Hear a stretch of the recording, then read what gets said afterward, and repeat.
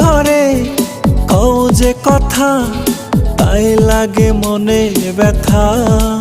তোমায় যতন করে হে অন্তরে রেখেছি মনের ঘরে।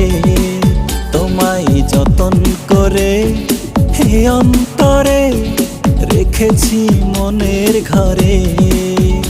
এই কমে না তোমার মায়া, দেখি শুধু তোমার ছায়া।